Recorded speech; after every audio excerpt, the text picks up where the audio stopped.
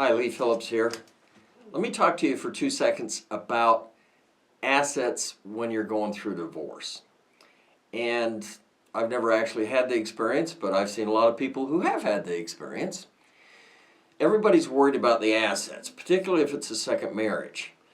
In a divorce, the assets that you bring into the marriage are generally not included as assets that are divided up in the divorce. Assets that you inherit are generally not in the divorce proceedings either. Assets that have been gifted to you. Now, it's important that you keep these assets separate. If you commingle them and we're 10 years down the road and it's all commingled and I can't really tell what you inherited from what the rest of the assets are, then that's a little different. But if you get a chunk of money, put it in a brokerage account or invest it in a piece of real estate or something so that I can track that expense, that inheritance exactly. And if you can do that, it's probably going to be outside of the divorce. Divorces are state law.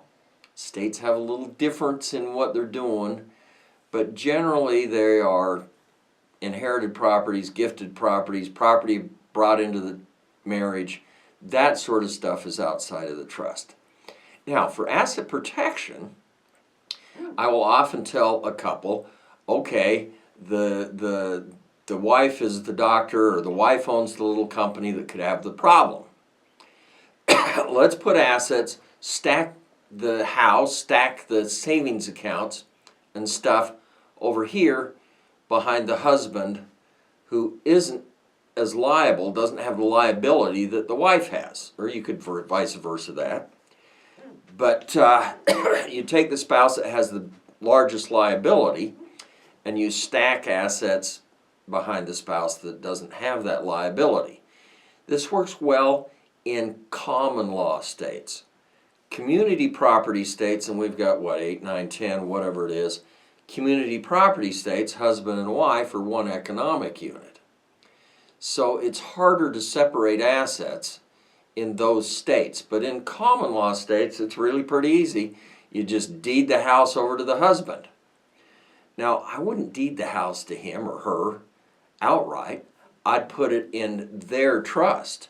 I can have a his trust and a her trust. And the assets in her trust are subject to her creditors. The assets in his trust are subject to his creditors. And in theory, the assets in her trust aren't subject to his creditors. So we've achieved some asset protection. You can do it by just putting the assets in the different two names, but let's use two different trusts and put them in the two trusts, because when my wife dies, I don't want to have to probate the house I'm living in. And that actually did happen to me. And yes, it was in the trust, and no, I didn't have to probate it. So I'm practicing what I'm telling you what to do, guys. And for most of our married life, my wife and I had nothing in common. No, I didn't get divorced. That's what we're talking about. She died. But we didn't have anything in common because of this asset protection concept. Now, what happens in the divorce in the asset protection category? Well, the argument is we've already divided up the assets.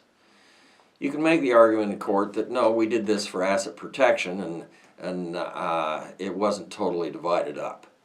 If you think that you're going to get divorced, maybe you don't want to do that. But if the marriage is stable, that's one thing that you can do for asset protection. Divorce, kind of all bets are off the table. Depends on what the judge eats for lunch. I call it the lunch theory of justice as to how your case turns out. Divorce is bad business. Just try not to do it, okay, guys? We'll catch you in a while. Lee Phillips talking about assets in a divorce.